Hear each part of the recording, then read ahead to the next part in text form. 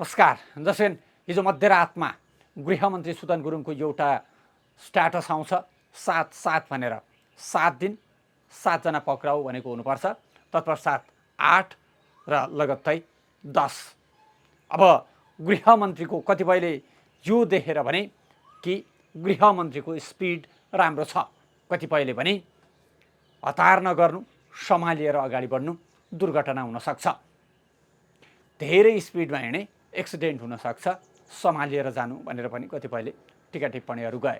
कतिपयले भने रातभरि निदाउन नदिने हो र, यो किसिमका टिका टिप्पणीहरू हुन्छन् नै। जे होस्, तत्पश्चात खबर आयो कि शङ्कर ग्रुपका अध्यक्ष शङ्कर अग्रवाल पक्राउ परे। उसो त उनी दिउँसो 4 बजेदेखि नै सम्पत्ति शुद्धिकरण विभागमा बयानका लागि उनलाई बोलाइएको थियो र बयान नसकिएपछि त्यो अवस्थामा उनलाई ललितपुर प्रहरी परिसरमा प्रहरीको हिरासतमा राखियो र त्यो लगत्तै फेरि अर्को खबर आउँछ कि सुलभ अग्रवाल पनि पक्राउ परे। जसरी को हुन् शङ्कर अग्रवाल र उनलाई किन पक्राउ गरिएको हो, अनि सुलभ अग्रवाललाई किन पक्राउ गरिएको हो, सुलभ अग्रवालका योभन्दा अगाडिका पनि पक्राउका घटनाहरू छन्, त्यो के हो, यो विषयमा त हामी कुरा गर्ने नै छौँ। त्योभन्दा पहिला अहिलेसम्म महत्त्वपूर्ण रूपमा यस्ता ठुल्ठुला व्यक्तिहरूलाई पक्राउ गरिएको छ, जसमा पूर्व प्रधानमन्त्री समेत रहेका नेकपा एमालेका अध्यक्ष केपी शर्मा ओली, पूर्व गृहमन्त्री समेत रहेका नेपाली काङ्ग्रेसका नेता रमेश लेखक, त्यस्तै पूर्व मन्त्री नेपाली काङ्ग्रेसका नेता दीपक खड्का, त्यस्तै प्रदेशसभा सांसद रेखा शर्मा लगायतका व्यक्तिहरू पक्राउ परेका छन्। त्यस्तै नेकपा एमालेका नेता कर्ण थापा लगायतका नेताहरूलाई एकपछि अर्को गर्दै पक्राउ गरिएको अवस्था छ र पछिल्लो पटक पनि शङ्कर अग्रवाल र सुलभ अग्रवाललाई पक्राउ गरिएको छ। दर्शकबिन, यसैबीच हिजोदेखि नै एउटा खबर अत्याधिक चर्चाको विषय बनेको थियो। विशेष गरेर सामाजिक सञ्जालमा यो विषयले अत्यन्तै धेरै चर्चा परिचर्चा पाएको अवस्था थियो र त्यो खबर हो अमेरिका बस्दै आएकी सङ्गम बिष्टमाथि सागर लम्साल बलेले गरेको जबरजस्ती करणीको घटना। करिब 1 वर्ष अगाडि सागर लम्साल बले अमेरिका गएको समयमा युवतीले आफ्नो अपार्टमेन्टमा लैजाँदै गर्दा उनीमाथि बलेले जबरजस्ती करणी गरेको अभियोग, त्यो आरोप सामाजिक सञ्जाल मार्फत नै ती युवतीले लगाएकी थिइन्। तत्पश्चात यो विषय अत्यन्त धेरै चर्चामा आएको थियो र यो खबर फैलिएसँगै सागर लम्साल बलेलाई पनि बुढा नीलकण्ठबाट नेपाल प्रहरीले पक्राउ गरेको छ। यति मात्रै होइन, नेपाल प्रहरीले हिजो रातभरिमा 195 जना विभिन्न अपराधमा संलग्न रहेका व्यक्तिहरूलाई पक्राउ गरेर अहिले हिरासतमा राखेको अवस्था छ। रातभरिमा 195 जनाहरू साना ठुला टोले सबै किसिमका गुण्डाहरूलाई पक्राउ गरेको अवस्था छ। अब यसरी हेर्दा प्रहरीको अपरेसन अपराध नियन्त्रणमा पनि, भ्रष्टाचार नियन्त्रणमा पनि र अन्य राजनैतिक घटनाक्रममा पनि तीव्र रूपमा अगाडि बढेको प्रष्ट सङ्केत देखा परेको छ। यो अवस्था हेरेर कतिपयले भन्दैछन् गृहमन्त्रीको स्पिड राम्रो छ, यो सरकारको स्पिरिट राम्रो छ, तर कतिपय भन्दैछन् स्पिड धेरै भयो भने कहिलेकाहीँ एक्सिडेन्ट पनि हुनसक्छ, दुर्घटनाबाट जोगिने गरी अगाडि बढ्नु, सम्हालिएर अगाडि बढ्नु, पाइलाहरू पछाडि सार्नु पर्ने अवस्था सृजना नहुने गरी ऐन नियम कानुन संविधानको परिधिभन्दा दायाँ बायाँ नहुने अवस्थामा मात्रै अगाडि बढ्नु, ऐन नियम कानुन मिचेर जाँदा फेरि पछाडि फर्किनुपर्ने, आलोचनाको शिकार हुनुपर्ने अवस्था सृजना हुन सक्छ भनेर पनि बोलिरहेका छन्। जे होस्, हरेक दिन पक्राउका नयाँ नयाँ खबरहरू आइराखेकै अवस्था छ। सम्भवतः म अहिले बोलिरहेको छु, बोल्दा बोल्दै अर्को पक्राउको खबर पनि नआउला भन्न सकिन्न। यो स्पिडमा गृहमन्त्रीले काम गरिरहेको अवस्था छ। त्यसैले शङ्कर समूहका शङ्कर अग्रवाल किन पक्राउ परे? शङ्कर अग्रवालको संलग्नता बिचौलियाहरूका नायिकेको रूपमा हेरिएका दीपक भट्टसँग रहेको बुझिएको छ।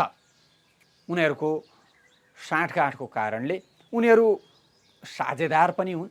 यो हिसाबले पनि उनीहरूको बिचमा अन्तर्सम्बन्ध जुन देखियो अनुसन्धानका दौरान, तत्पश्चात शङ्कर समूहका अध्यक्षलाई नै पक्राउ गरेर अनुसन्धानको दायरामा तानिएको, उनलाई सम्पत्ति शुद्धिकरणको अभियोगमै पक्राउ गरिएको हो। योभन्दा पहिला सम्पूर्ण राज्य संयन्त्र नै आफ्नो औँलामा नचाउन सक्ने त्यो ताकत राखेका बिचौलियाहरूका पनि नायकको रूपमा हेरिएका दीपक भट्ट पक्राउ परेसँगै दीपक भट्टसँग कनेक्सन भएकाहरूलाई पनि अब सरकारले पक्राउ गर्दैछ, गृह मन्त्रालयले पक्राउ गर्दैछ। अब त्यही अन्तर्गत शङ्कर समूह पनि निशानामा परेको छ। शङ्कर समूह र दीपक भट्टको कनेक्सन पुरानै हो। उसो त शङ्कर समूह र दीपक भट्टसँग अहिलेका गृहमन्त्री सुदन गुरुङको पनि कनेक्सन छ भन्ने गरिन्थ्यो, तर अन्ततः यी दुवैजना पक्राउ परेका छन्। जसरी सुलभ अग्रवाल पनि शङ्कर समूहकै साहु हुन्, उनलाई पनि पक्राउ गरिएको छ। योभन्दा पहिला पनि उनी पक्राउ परेका थिए। योभन्दा पहिला विक्रम सम्वत 2076 सालमा उनलाई पक्राउ गरिएको थियो। त्यहाँ कालोबजारीको अभियोग थियो। उनले 5000 पर्ने थर्मल गनलाई, स्वास्थ्य सामग्रीलाई 15,000सम्म रुपियाँ असुल गर्ने गरी बजारमा कालोबजारी गरेको आरोप लागेको थियो र उक्त आरोपमा उनलाई पक्राउ गरिएको थियो र यो पटक पनि सम्पत्ति शुद्धिकरणको अभियोगमा उनलाई पक्राउ गरिएको छ। अब यो बिचमा अनुमान यो लगाउन थालिएको छ कि अबको टार्गेट को। फेरि गृहमन्त्रीको सूचना दिने शैली पनि अचम्मको छ। व्यक्तिहरू पक्राउ पर्छन्, पक्राउ परिसकेपछि सोधपुछ सकिन्छ अथवा सोधपुछको एक चरण पार हुन्छ, तत्पश्चात हिरासतमा राख्ने समय आउँछ र त्यो समयमा सूचना बाहिर आउँछ। यो ब्रेकिङ खबरकै रूपमा बाहिर आए चाहिँ लाग्छ, तर एक चरण पुरा भइसकेको हुन्छ, तत्पश्चात खबरहरू बाहिर आउने गर्छन्। जस्तो कि दीपक भट्टको कुरा गर्ने हो भने दीपक भट्ट पक्राउ परिसकेपछि उनको बयान लिइसकेपछि अनि बल्ल उनको पक्राउको खबर बाहिर आएको थियो। जसरी त्यस्तै शङ्कर अग्रवालको खबर पनि लगभग एक चरणको बयान सकिएपछि बाहिर आएको छ। त्यस सरकार स्पिडमा छ। उसो त अन्य मन्त्रीहरूले पनि, अन्य मन्त्रालयहरूले पनि, जस्तो अर्थ मन्त्रालयले सुशासनका दिशामा केही महत्त्वपूर्ण कदमहरू चालेको अवस्था छ।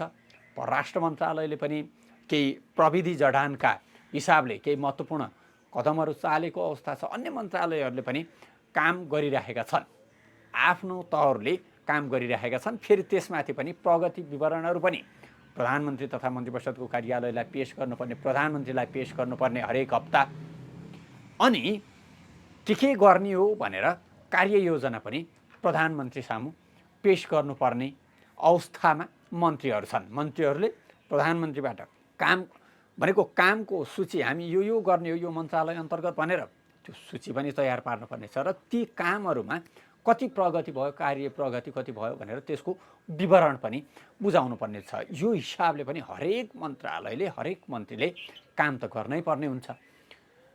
तर अलि बढी चर्चा गृह मन्त्रालयको भइरहेको छ, गृहमन्त्रीको भइरहेको छ।